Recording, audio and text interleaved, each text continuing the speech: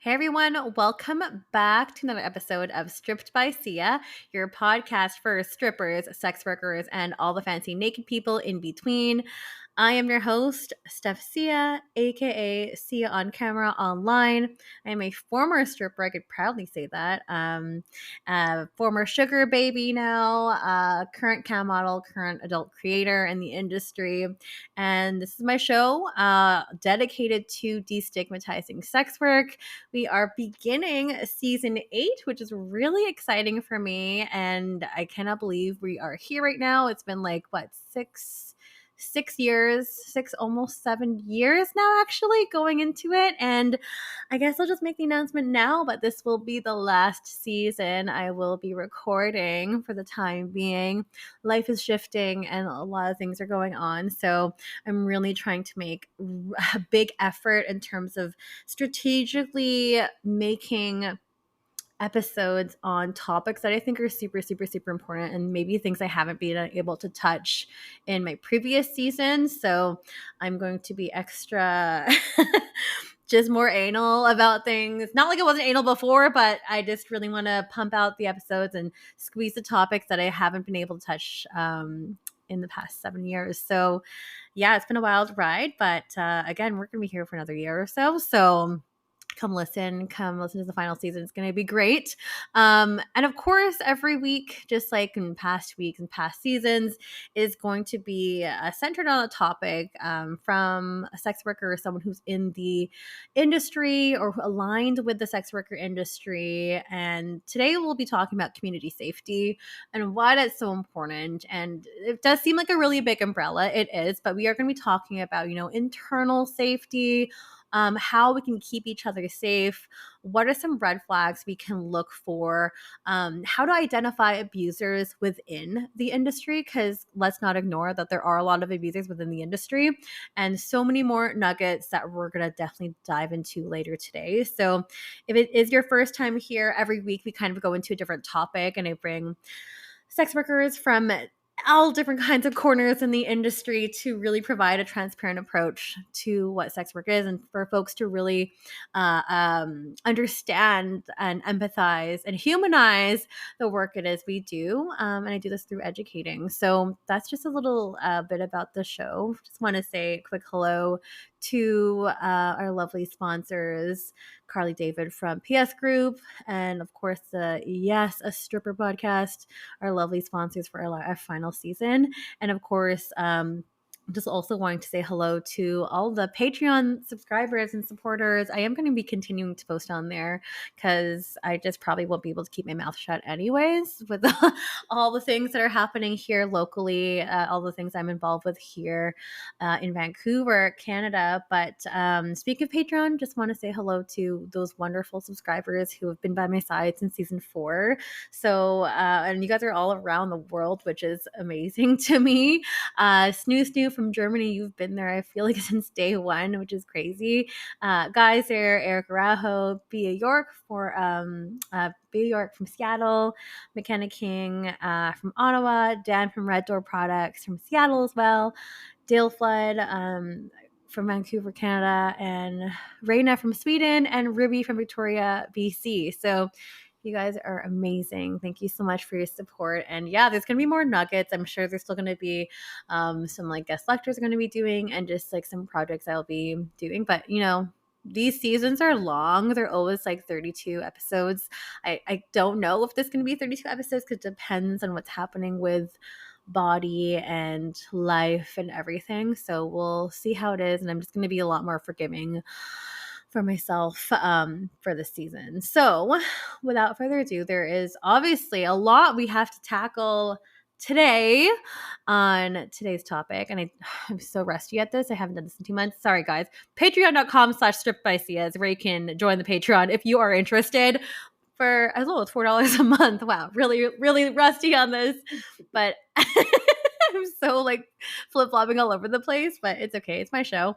But as I mentioned, we do have a great guest today. And I think we've been following each other for like a little bit now too, also Yeah. local, which is great because of course that's the roots of the show. Everything started locally here in my hometown of Vancouver, Canada. So we do have a fellow adult content creator, clip artist, cam model, Elizabeth Fields, joining us today. Hello, Elizabeth. Thank you so much for joining today. I'm so excited to get to know you. Hello, hello. I'm very excited as well. This is something that I am very, very passionate about, aside from just obviously being passionate about sex work. So I'm very excited to get into the nitty gritty and talk about it all. Absolutely. And you have had an extensive experience in sex work, but also in some of the organizations here in Vancouver as well with your advocacy too. So it's just so fitting that you would be speaking on a topic such as this, which I know a lot of us, whether you're new, you're old, a lot of us can absolutely relate to in terms of safety as like a whole. We have a lot to talk about and explore there, but maybe Elizabeth, we can get the audience to know you a little bit better. And maybe if you want to start off with telling folks how you started off in sex work or whatever your sex work story may be, you're more than welcome to and go. Yeah. So I was just really not body comfortable, body positive. I had bad body dysmorphia. And I found that I really needed to find a way to kind of like work through that. And I'd always seen, lingerie photo shoots and just thought they were so beautiful. And it felt like such a good way to, find that love for yourself again. And so I just asked my partner, could you help me a little bit with, taking some photos? And it kind of started out there. And, I was already getting a little bit of feedback from, the Snapchat boys who were liking it and stuff. And I was like, I wonder if I could make a little bit of income from this. So I actually started out on Patreon as well. There we And go. yeah, loved doing that. But I was still very like shy about my downtown area and was like, I don't know Hmm. if I want to show this yet. I don't know if I found it necessarily beautiful at that point. And I was just still a little like self-conscious. And my partner was like, you really need to check out Twitter. Like the sex work sphere, the sex positive sphere on Twitter is like Yes. something that you would really enjoy. And I was like, had so many weird experiences with Twitter in high school. Like I didn't really like it, but I was like, let's just look. And it was like the minute I kind of dove into that, I was like, oh heck, like there is a whole community out there. I started seeing other vaginas that were like beautiful and kind of looked like mine and didn't make me feel so, that porn ideal vagina that everyone kind of sees, and it's like, well, mine doesn't look like that. And I just Hmm. started, feeling a lot more comfortable in my skin, and that's when I realized that OnlyFans was a thing, branched into that, and it's kind of just, gone on from there. I've done a lot of different things. I have dabbled in some in-person work. I do OnlyFans. I've kind of moved over a little bit to Fansly right now because OnlyFans' terms of service are a little wiggity Crazy. whack. I Yes. do kids. I recently did start camming as well in the past 2 years, and that's been a really fun venture. And then, yeah, like you mentioned, I started working with some local organizations, mainly focused on safety and kind of like just a place that we could go to look people up and see if, this is something that we want to move forward with, whether that's a client or hopefully we're going to branch out to kind of like photographers and videographers. That just felt Hmm. like it really aligned with my morals and my ethics. And so I've just been really enjoying the past, I think it's been like 7 to 8 years now in sex work. Definitely been like the community I was looking for. I love, yeah, that everyone kind of has, those, everything's political these days, but like those political views of just like safety, inclusion, like caring about other humans. And I find that I wasn't necessarily finding that kind of empathy in other communities that I was looking in prior to sex work. So just having Hmm. that community that's all encompassing on care and support has been incredible. And that's what I guess makes me so passionate about abusers or sketchy folks in the industry, because it is such a safe space that it does feel really imposing when there are people who are unsafe kind of in the industry and trying to thrive in it, when that's not at all what we kind of stand for and want in the industry. So yeah. For sure. Yeah, no, absolutely. I can already sense and hear it in your voice, all the passion that is, why one, or why you're still here, and two, why you're choosing to get involved here, even in the local level. I love to hear that. I had similar roots too, just working here in Vancouver as well, and just hearing more and more injustices happening. And then I was like, I don't really want to sit idly, and like, how can I get involved here and stuff Yeah. too? And there's a lot of really great organizations that are here, not just in Vancouver, but also, Mhm. across the globe as well. A lot of people, I should maybe just put like a resources thing on my website at some point. Yeah. Because there's so many great organizations. I wish I could shout them all out. But you're talking about the community, and it's very supportive, and it's really intrusive when we hear of instances and scenarios, and this unfortunately happens much too often when people and just bad apples are coming into our community or are already in our community Yeah. and taking advantage of people and causing harm. I really hate to see that. It feels like every now and then I hear of some photographer or videographer or someone who has been in the industry forever, who is like adult talent, and you hear these horror stories of them abusing people on set and whatnot, and people not listening to them. And we want to be able to stop this and prevent this from happening, which is why a lot of this stuff gets a lot of buzz. And it's not to be quote unquote dramatic. It's real people's concerns. It's real people getting harmed, real people not being able to work anymore, or are scarred or traumatized from the harms that these people have caused. So Exactly. maybe, I don't know, where do you want to start? We'll talk about like, community safety. We can start there generally, and Mhm. talk about whose job is it to keep us safe. Yeah. Yeah, and that's a tricky one because of course, you can't really rely on the cop sector really in these things because No, it isn't safe. absolutely not. Like it even feels sometimes not safe as just a femme, let alone like as someone with a vulnerable job, as some would say, kind of thing. Hmm. And yeah, and that's why I think it kind of does just fall back on us. There is no top of the food chain who's supposed to keep everyone safe. Like it relies on us. And my thing is, as I'd always rather lose a friend or lose a follower or upset someone or get some feedback that's negative. That like I'd rather that than potentially not warn someone about someone problematic. Like if I can just save one person from having a shitty experience, that's all that matters to me because I care so much, and I know from experience how much it sucks to feel betrayed or put down or belittled or abused for that matter in such a vulnerable Hmm. position that I just it really floors me to like imagine that happening to other people, and it's like the last thing I want.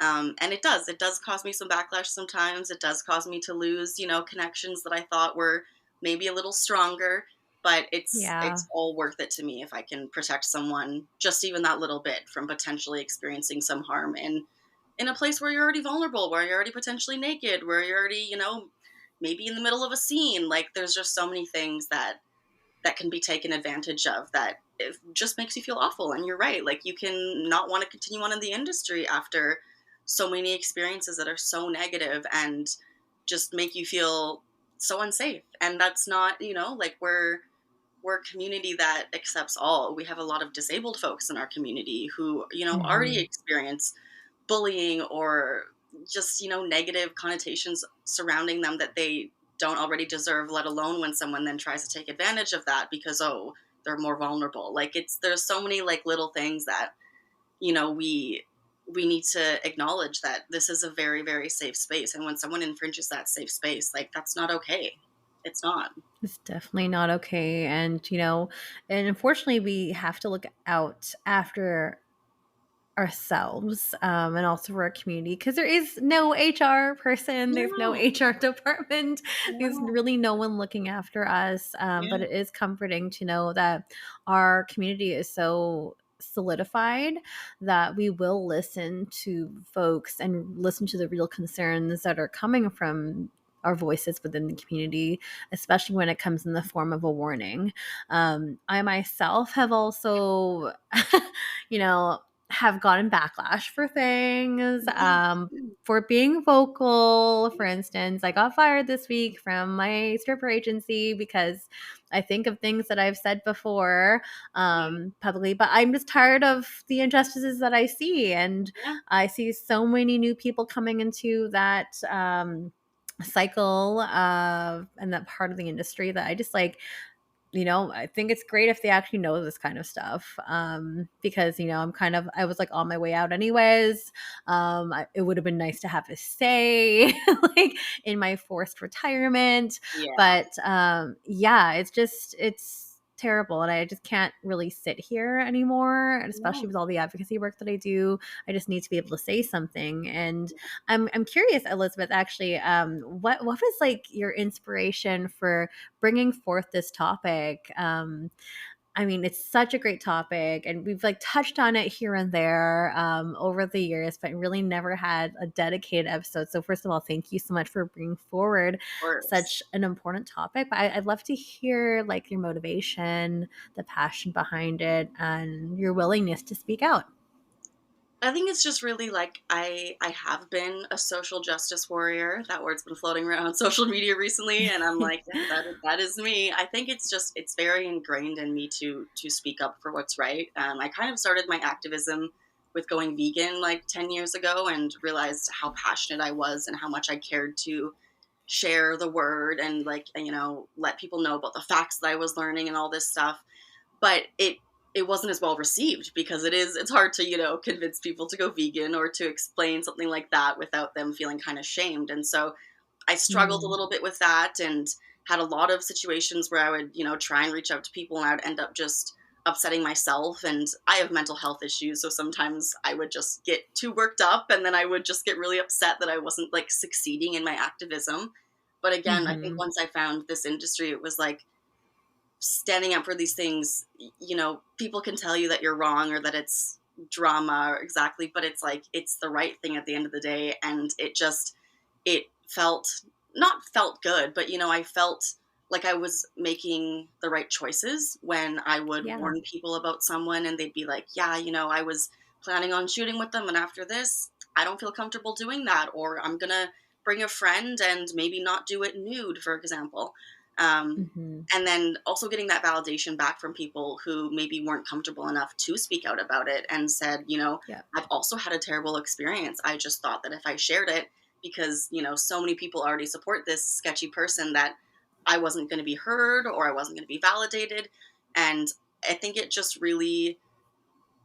yeah, I don't know really what else to say other than it's like my social justice, just that care for community that really sits with me. And it's hard for me to watch shitty people or abusers kind of like slide on by and not be held accountable in one way or another. And don't get me wrong, half of these people aren't willing to take accountability because they're not willing to acknowledge that they've made mistakes or harmed individuals. But there are some Yes. people who will acknowledge that and will acknowledge the harm they've caused, and try to do better or exit the industry and acknowledge that maybe this wasn't their calling, kind of thing. But it just does feel good to garner that kind of safety to acknowledge like we've had the same experience and now we're talking about it. And that's, I mean, kind of one of, I think, our topics was like, you don't always have to necessarily blast people and call them out. Like, you Yeah. can just talk within the community and chat with people Hmm. who have potentially worked with that person, and maybe you don't see them posting their content anymore, and you're like, hey, what was your experience? And then recognizing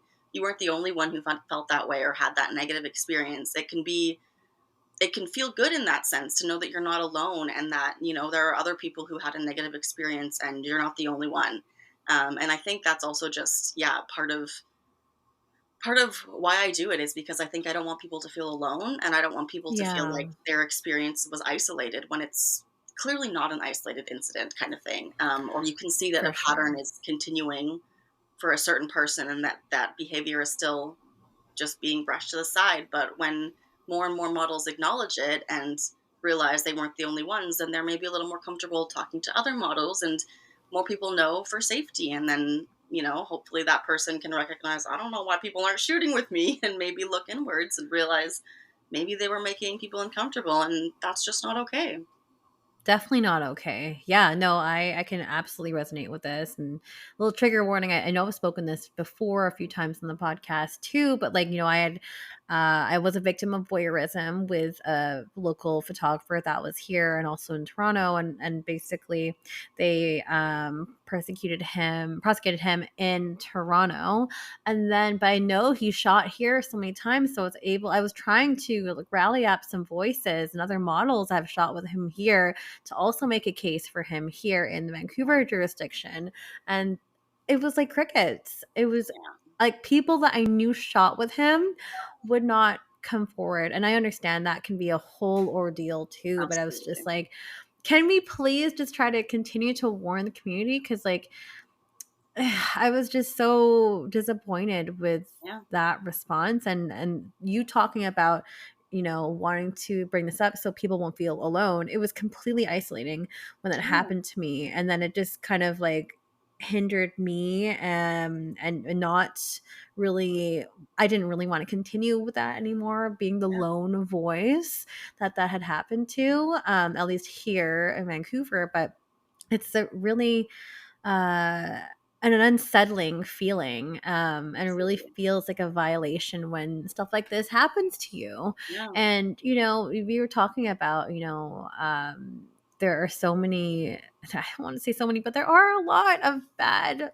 players Yeah. in the industry that really don't have good intentions, and you don't know that until you're there and you're in this precarious situation sometimes. So Exactly. it's good to get like a warning. It's good to talk with people. I'm just confused sometimes why there's always a need to sometimes defend that person, and I see that online countlessly with people, especially like, other talent, collaborators, sometimes photographers, big photographers, and Yes. people are, oh well, I had really good photos from this guy. I'm just not going to say anything Yeah. when you were uncomfortable on set, or he was trying to make you do things and stuff like that. Like, why aren't we speaking up? Yeah. And why are those photos so worth staying silent? Yeah. When we have so many other talented photographers or videographers we could work with, kind of thing. And I think, Hmm. yeah, that's just, I can't, like, I'm not that person, and clearly it sounds like you aren't either, who could just sit back and be like, I'm just gonna keep my mouth shut, like, because I don't understand, like, I don't understand how other people could be speaking out about this harm, and you could just be like, I'm just not gonna comment on this one, because it's like you Yeah. also, yeah, loved the photos, but you also, exactly like you said, were made a little bit uncomfortable, or he wanted you to do something that you weren't comfortable doing. And yeah, I don't really understand that, and it sucks because then that those few voices being like, oh, it was fine, sometimes can outweigh the concerns from actual concerned other models.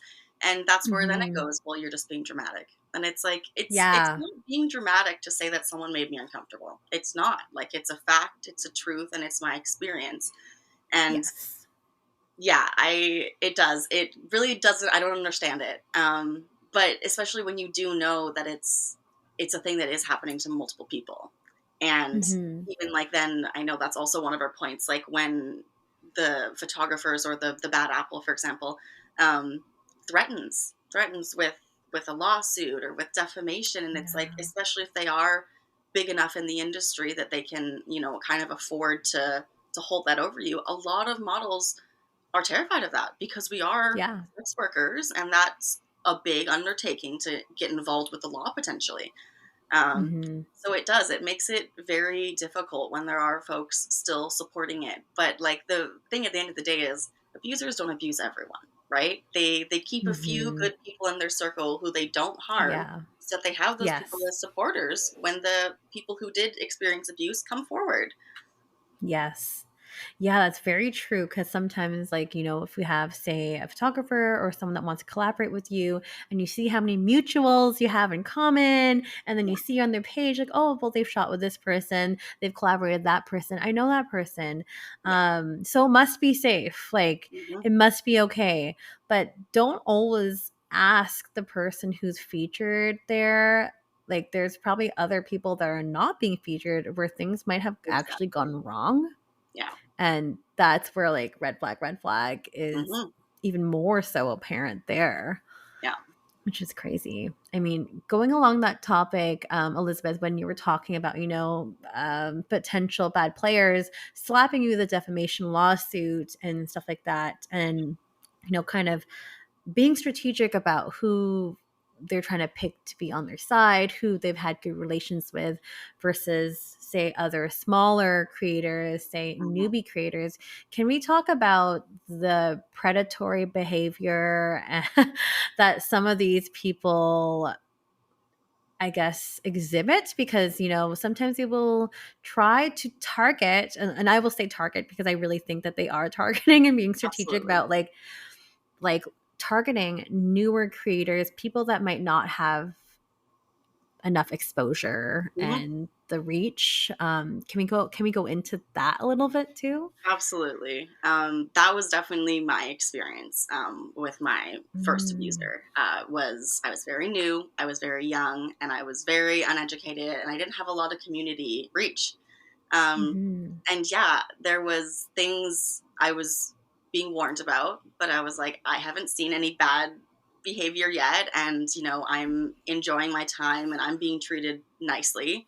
But it wasn't until, yeah, like a few years had gone by and I started reaching out to more people about the behavior I was being shown, and realized that this has been going on for a bit. And that was 4 years ago, and Mm. this individual is still going on, still targeting new models, still targeting younger sex workers who don't have a lot of experience. And you get excited by the glitz and glamour of this new opportunity and finding, getting your footing into the industry.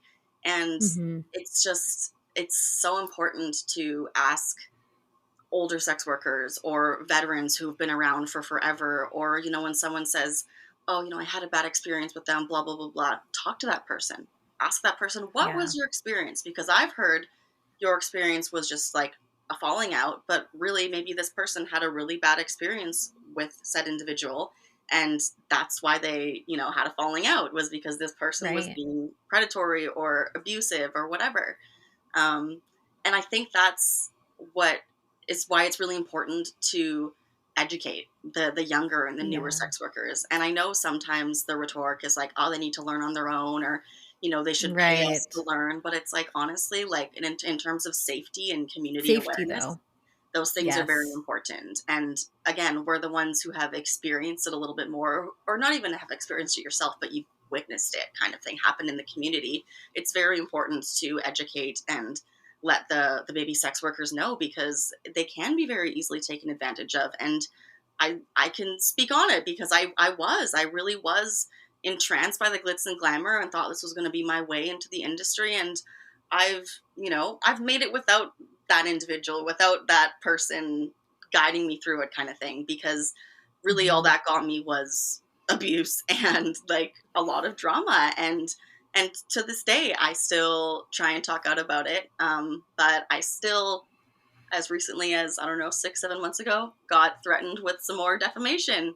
And it's like, Oh this my is my truth, gosh. like this is my experience, and I'm sorry that you don't like to hear it, but it's what I experienced, and it's a truth. And there are so many people that I still talk to and warn about, that they're like, yep, I've heard that this is not a safe person, I've heard that this is not the route you want to go, and yet they're still Yeah. thriving, they're still having success, they still work with big um, fetish events. Like there's so many little things that, Oh. no matter what, my voice is just never heard, and a lot of people don't want to come forward after hearing that the law gets involved sometimes, or that this person has Yeah. connections to cops. So it makes it Ugh. very stressful, yeah, Uncomfortable. and very scary. Yeah. And I do my best to stand my ground, but it gets tiring, obviously, after time. Yeah. Like, it's a lot to constantly advocate for yourself and stand up for what you believe in. And there are still moments I try and talk to someone about it, and they're like, oh, well, haven't had a bad experience with them myself. And I'm like, okay, Oh, well, I hate I can that. I list like hate 10 that. people who have had a bad Yeah. experience. So it makes it very tricky. And that's why I think it's really important to educate the baby sex workers about these types of Mhm. ploys, these predatory ploys of going for the newer and uneducated folks. For And even sure. then, obviously, like our warnings aren't sometimes not going to be enough, and people will still go forth and do what they experience, and do what they want. Mhm. But at the end of the day, at least if they have that little birdie in their head saying, "Well, remember, so and so warned us. This might happen, or this could be a sign of time to get out," kind of thing, then at least that could save them a little bit, um, more pain and anguish and drama, than Yeah. not saying anything at all, right? Oh my gosh, there's so many things I need to say here too, like to add to this portion of the conversation. Yeah, honestly, like, and I can't say that I've been like a perfect baby sex worker either. I never wanted to claim that I knew everything, but sometimes you feel like, okay, I've done enough research, like I'm I got okay, and this. like, yeah, no, this is okay, and these people are just jaded, and sometimes that is the attitude. Yeah. When we are talking to baby sex workers, and I just Mhm. mean this in the most uh in the most positive way per like possible. I just really want people to listen. Yeah, I really want people to listen to people's experiences because it can definitely help prevent some tragedy from happening. absolutely. Um, and as you were saying, like if they have that little birdie in their ear, then they Mhm. can potentially still have an opportunity to get out, to say no, to not consent to whatever might be happening or might happen after that. Like Yeah, there's just opportunities for you to kind of still try to pull yourself out of there, yeah. because unfortunately with being sex workers, and we do have to do photo shoots, any kind of shoots, clips, collaborations, Mhm. lots of promotional material that involve us being in precarious situations, oftentimes with very little clothing, equipment, toys, lots of potential risk for us to get abused in Mhm. or with. So it's just really important to actually listen to these warning signs because there are a lot of red flags. And unfortunately, if you choose to ignore them, the outcomes cannot be great. Um, and I never want to be a person to be like, I told you so. I never No, want to be that person. And no, that's not where I'm coming from. It's just no. like, I've just seen this happen so many times, and also Yeah. coming from experience, like Mhm. ignoring those warning signs and people saying stuff in the chatter. I think it's important for you to actually listen.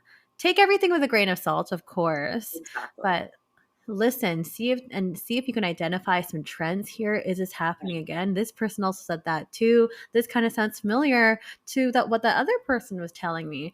I think it's important to just sometimes push the ego aside, and also just really think about like this is could be really fruitful advice that Yeah, folks are giving us and are trying to do this in a protective way, yeah, and know that that is the intention. yeah. Gosh, there's so many more things I wanted to say in regards to that too. I think talking about, I guess, where do I want to start with this? I guess if we're gonna move in the topic of like keeping yourself safe, red flags, how do we do that? What are red flags? What are the red flags that are kind of common in this industry? What should we be looking out for? Very good question. I think it can really sometimes just be those gut feelings, even. And touching back Yeah. on, yeah, our last conversation there, like there were red flags that were coming up for me that I just kind of brushed aside because I was like, it's fine, it's not that big of a deal. Or again, you think, oh, it's just me. It's not actually this big deal. But acknowledging those when you see them, or even just sometimes, you can someone can follow you and you can check out their page and you just kind of get this feeling, and it's like, don't get me wrong, that feeling can absolutely be wrong sometimes, and you can Mhm. acknowledge that and then work through it, but there are times that it's there to protect you and look out for you. And I think really just like, yeah, like checking who you have mutuals with this person, and like you mentioned earlier, not just in their tagged photos, but maybe um, who's following them but not tagged. And there's so many just ways to reach out to the mutuals, and just say, hey, have you heard anything from this person?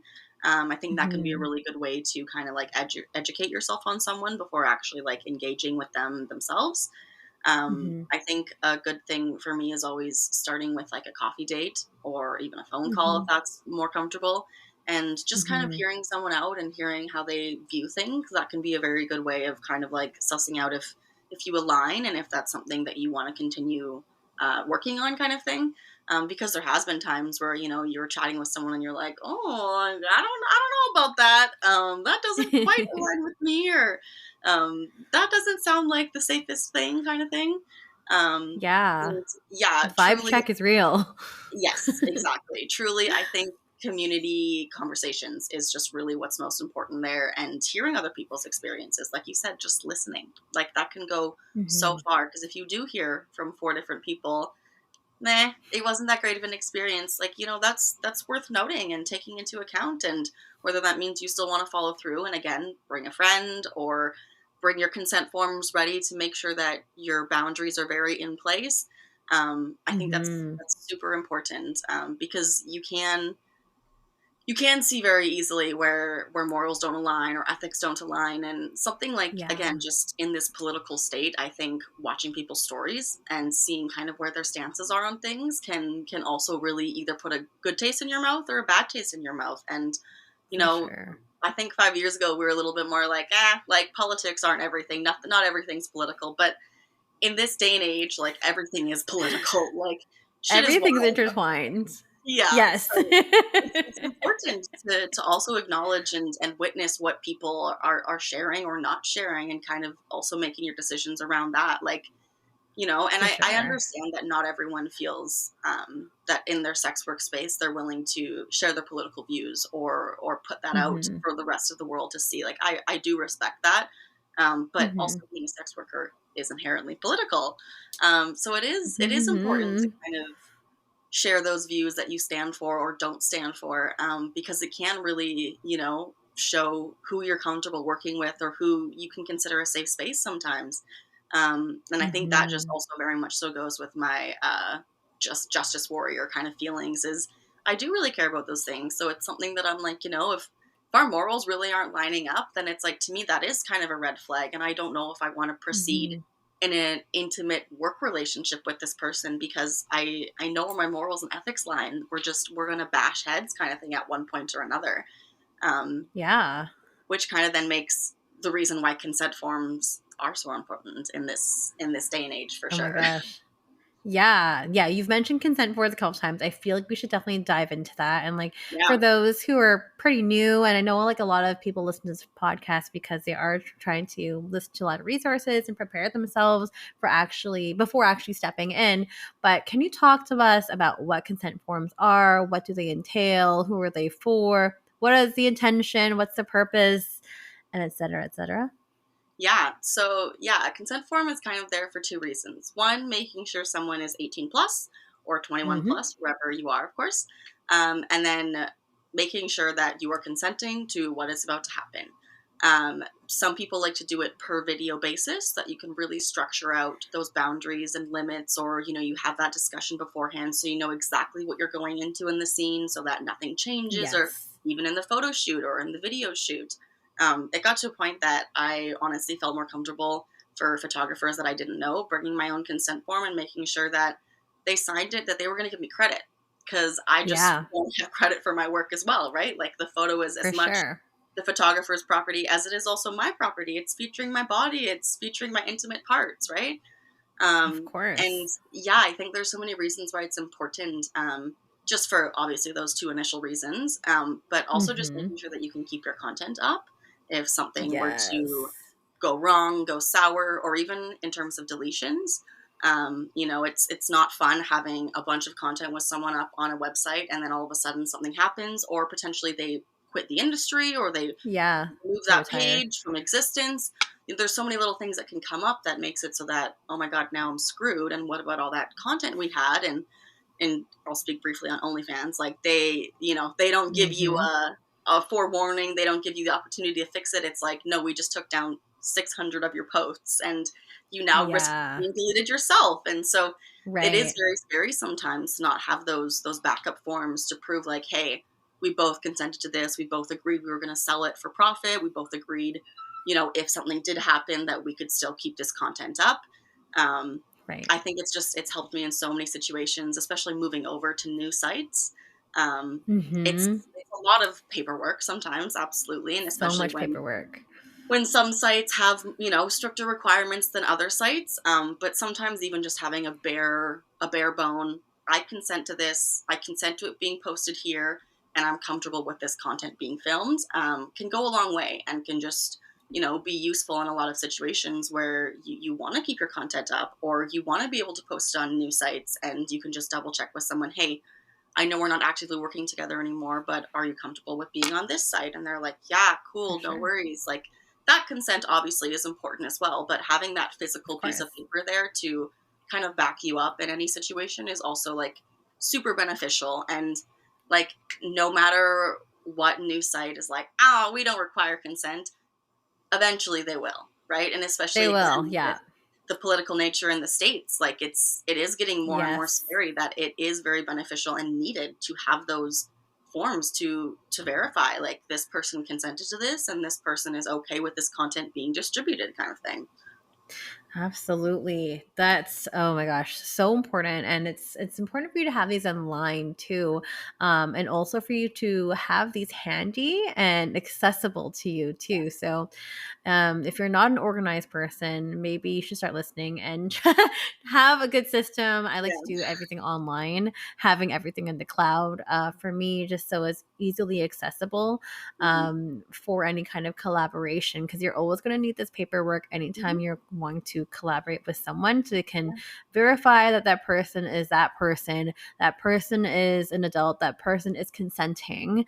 Hmm. Um, and is of a legal age. So you do need this. And I feel like a lot Hmm. of people don't know, especially there's a lot of new people. Like I just had a friend of mine who is just wanting to start experimenting and collaborating. And he's asking me a bunch of questions like, oh, like, do I need this, that? I'm like, yes, but you'll also need the paperwork of the person you're going to be collaborating with. Otherwise, like, it'll be a little bit difficult for you to Yeah. distribute depending on Yeah. where you are going to be posting that content online. So I feel like maybe that's not common knowledge for everyone, but Mhm. if you didn't know, that's totally okay.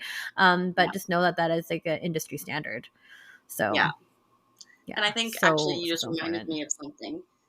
When it comes Sure. to, yeah, like we were saying, the other potentially problematic co-performers, there has Mm-hmm. been some experiences where usually, unfortunately, male content creators are getting called out. And in retaliation, they can block you on that account. And then if you didn't sign that paperwork, Yes, you're screwed. You can't post that content on that site anymore. And that's such a almost childish way of handling it. Like, you get but it called out and happens. your response is that you block someone so they can't sell the content any longer. Like, that's just so shady, but it absolutely does happen. And I've seen it happen with people who were really banking on that content or really required that for their income or for Yeah. exposure. And, we are in an industry where sometimes when you do have a falling out with someone, you can't afford to remove that content, kind of thing, because it is work that you put into it and it's something that you may need to make money.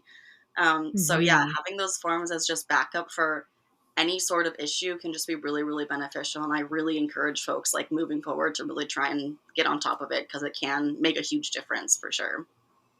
For sure. Yeah, it's super, super important. And I'm glad you mentioned that too, because I see that so many times, especially like when I was more active on X. I was like, oh my gosh, Yes.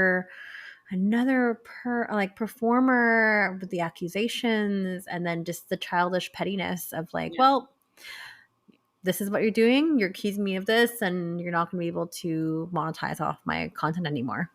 Yeah. And unfortunately, that happens all too commonly, which is Yes. terrible. I mean, talking about like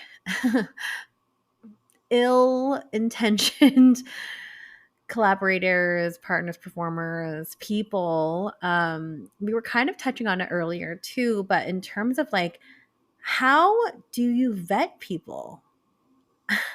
And there's no like method. Everyone has their own way of doing things, but it's unfortunately I feel it's just getting trickier and trickier, and there's so many new people and players entering the industry in various capacities, or people that have been blacklisted and then are starting with a new username.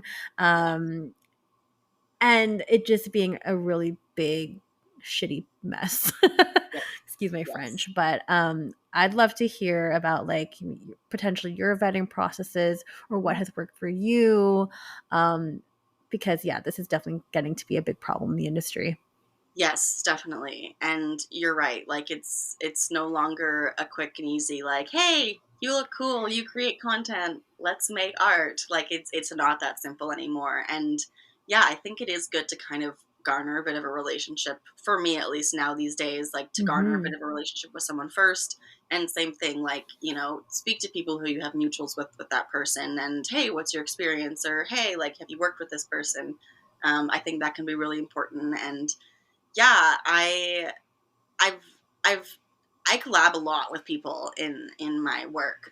It's very much a part Mm-hmm. of my brand, and there are so many different ways that that has gone. Whether that's maybe people who are were just kind of hopping in to have fun, make some content, and then dipped out and went and did other things. And um, that's sometimes I think hard for me because you think someone who has the same morals and want to create this art and care for the community, and then they're like, I'm over it, I'm gonna go do this now, go do a vanilla job. And absolutely their own prerogative, 100%. But it can be difficult then sometimes when that person kind of disappears out of the sex work sphere, and then you're like, oh god, like, do I still sell the content? Like, so I think for me, Yeah. like, getting to understand if someone really is serious in this nature of the industry. And again, like, absolutely no shade at all to folks who just want to come in, make their bag, and then head out. Like, that is completely your own choice, and I respect that as well.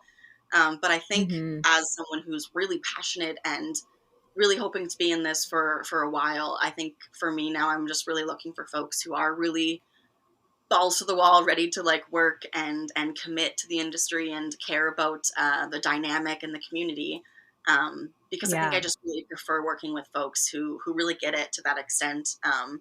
And they're just usually a little bit more educated, or they just, I think, can sometimes care a little bit more about how things work and understand the vetting process, the consent forms, the boundaries, all of those things that are very important in an intimate setting kind of thing to create content. Mm-hmm. Um, yeah, I think Yeah.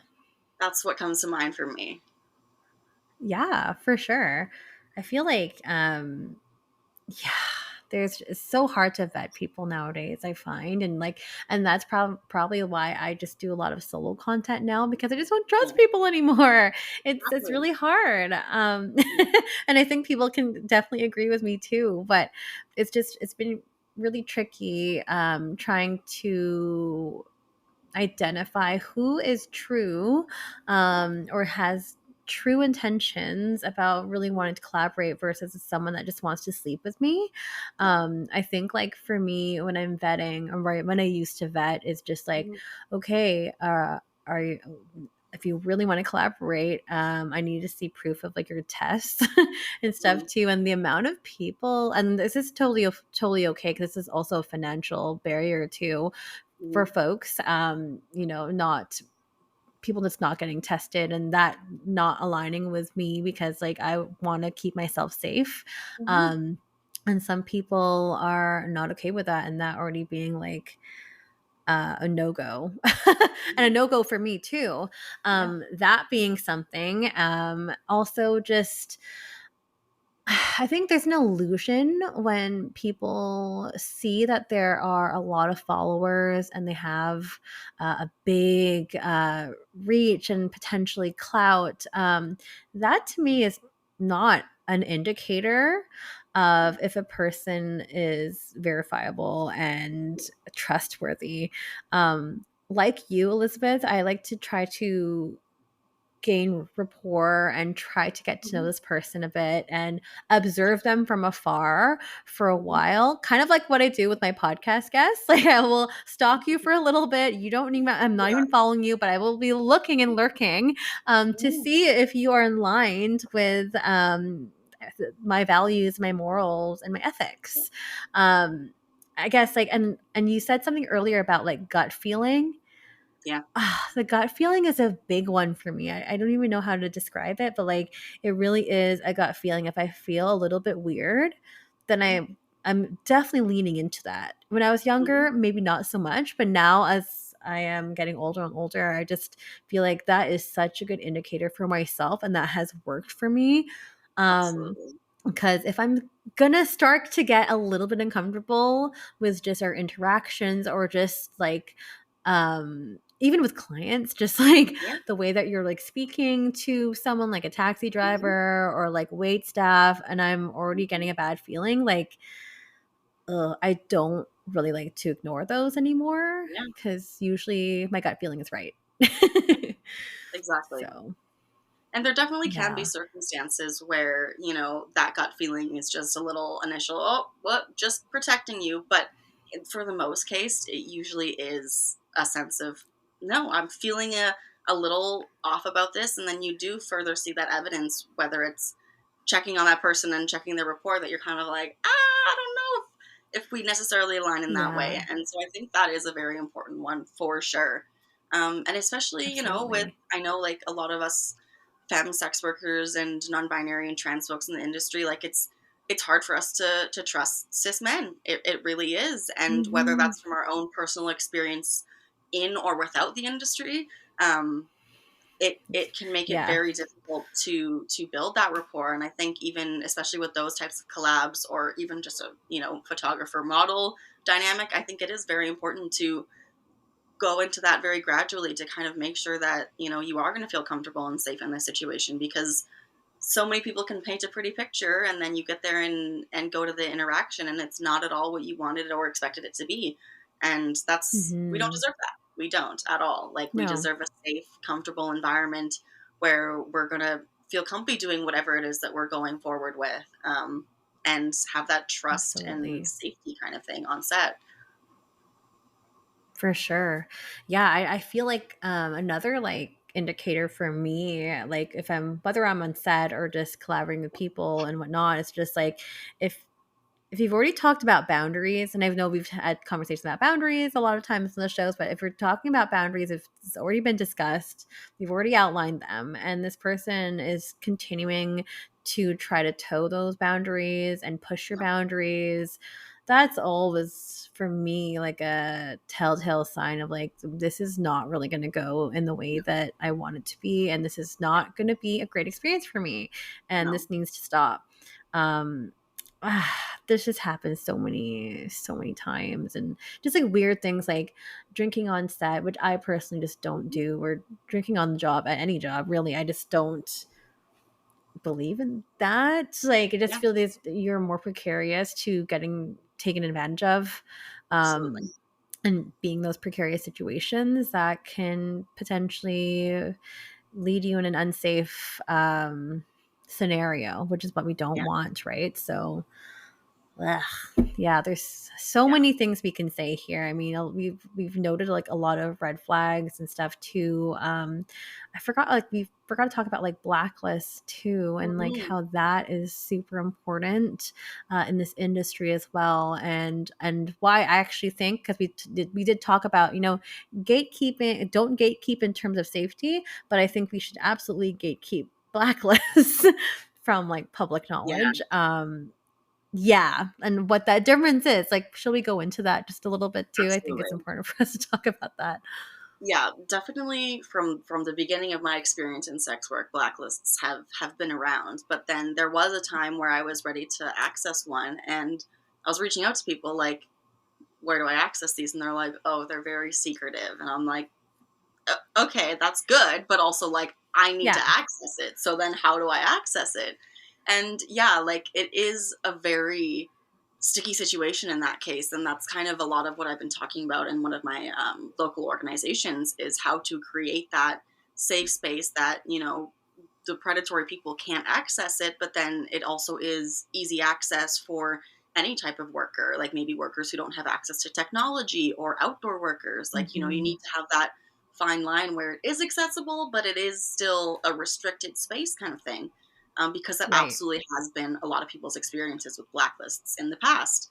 And then, yeah, when Yes. you do widely distribute blacklists, it can get very messy. Like, the wrong people can see it and then create a lot of judgment Yeah. towards it. I've seen a lot of misogyny come out from this Canadian wide blacklist photographer list that was made, which was so Oh, beneficial no. and has been so beneficial for keeping so many people just alert and aware and safe. But people Mhm. see that they're on this list just for making someone uncomfortable versus people on this list who have been charged with like predatory behavior, and flip Oh out about it gosh. because of course a female photographer made the list, and god forbid a female photographer do that, and so it's Yeah. very can be very very tricky. But I think the best thing is just having some sort of list, whether that's your own list. Keeping receipts can be very helpful as well. Mhm. Knowing people who keep receipts. Hi, I keep a lot of receipts. But just having that, that access to the community again, to be able to reach out and check in and say, hey, I think I've seen you post a list before. Do you still have that list? Because it can be very, Mhm. very helpful. And even if that list doesn't Mhm. necessarily say what that person's being accused of, just to know like, hey, this may be a little bit of a yellow flag zone. So, approach Mhm. how you feel comfortable kind of thing. I think Yeah. also like some of the I know it's a lot like in the full service community. They have some blacklists as well. But Yes, they sometimes do. it's like you have to be in that local community to do it. And if you're a traveling Yep. sex worker, you can't necessarily access those lists, which can sometimes then make that harder to, verify your clients in that particular area that you're traveling to. So I think Mhm. that is something, hopefully, that my organization will be working towards a lot, not only for client safety, but also eventually kind of reaching out into photographers, videographers, management Good. companies, because I think that is Good. something that we so badly need, but we need in a way that is accessible, but also safe. Um, but it's Yeah. hard. It's hard on the internet too. Like, it's if we could have a binder and one person kept it, and maybe that would be a little easier. Couldn't get any like, people coming and hacking it or something, but still, like, that's not a foolproof method either. So yeah, I'm Yeah. really hoping that as time evolves, that is something that we can really work towards as a community as a whole, to finding better ways to secure blacklists because they are very, very Mhm. important for keeping up with safety and just, approaching a situation with the correct knowledge, I guess. Yeah, and being well equipped and well informed that way. Yes. And oh my gosh, I can't wait to hear more about how that project will grow, Mhm. Elizabeth. That sounds completely fascinating and so good Yeah. for the community here. So good. So Um, needed. so good. I mean, we had so many great nuggets here over the course of the episode. I mean, Mhm. I just wanted to ask you, like, do you have any like last bits of advice for, whether it's for new sex workers or for veterans or people that just need like a little refresh? Any like last words that, we might have missed earlier on the show? I just think like the best thing I can leave people with is like, for the most part, people aren't trying to throw a wrench in your system, in your dynamic, in your flow, we'll say. They're really just out there to Hmm. protect you. Like, folks Yeah. aren't most people aren't here to cause drama. Most people aren't here to hate on every single man in the industry. Like, we really just want to keep each other safe because again, if we aren't, who is? And to me, I think this industry thrives on safety and care and trust and community. And, it is very difficult sometimes to put your ego aside. You said it, I've experienced it, it is hard sometimes, but I think um, as humans, we need to be more empathetic and just hear people out and listen and acknowledge, you know, maybe I don't have to share the same opinion, but I can at least hear other people out and just be informed because it's so important to have all the information when going into these things. Again, in an industry where it's intimate, potentially getting vulnerable. It's really important to listen to your coworkers and hear them out, and whether or not that's how you choose to proceed with whatever you're doing. Like, just having that information, having that birdie in your head can be so important for protecting you or getting you out of a situation that could potentially turn worse. And I think that's truly the main Mhm. advice that I can say. And just remember, people aren't here to put you down. They're really just here to try to uplift you and protect you. Absolutely. Those are such great words to end the episode, and just a really solid piece of advice. And I mean, we went over so many great points today. I just want to thank you so much for joining us on the show today, Elizabeth. But before I let you go, like, where can we all find you? I'm pretty much everywhere on the internet doing hot girl shit. If you search up Elizabeth Fields or Ms. Fields, MIZZ_FIELDSS, I'm somewhere. I'm doing hot shit somewhere on the internet. I also do cam on my free cams basically every night from like 8 to 11 p.m. PST. I would love to get to know y'all there as well. So yeah, check me out, shoot me a follow. I'm pretty easygoing human. Like I said, I just care a lot about people, and I don't stay quiet. So as long as you're okay with that, then I'm sure we'll get along fine. Of course.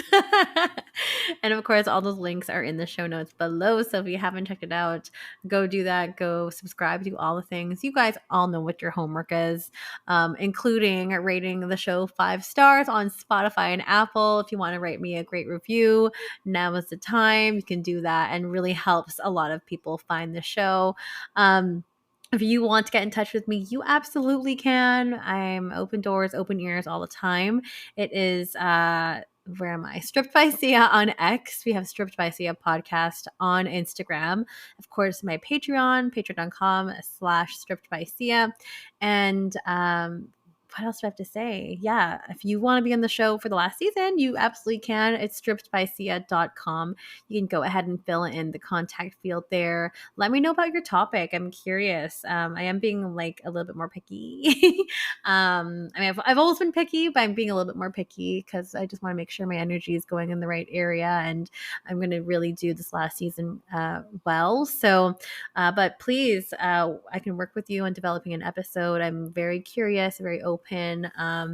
And yeah, I'm looking forward to hearing all the submissions. You guys have been sending me some really, really great episode topics. But that being said, there's going to be new episodes again, as you all know, every single Sunday, dropping at Pacific Standard Time at midnight. And we will all catch you in for a new episode next Sunday. But for now, it's bye for now, Elizabeth. Thank you so much for joining us today. No And yeah, worries. we'll be on air next Sunday. Thanks again. All right, and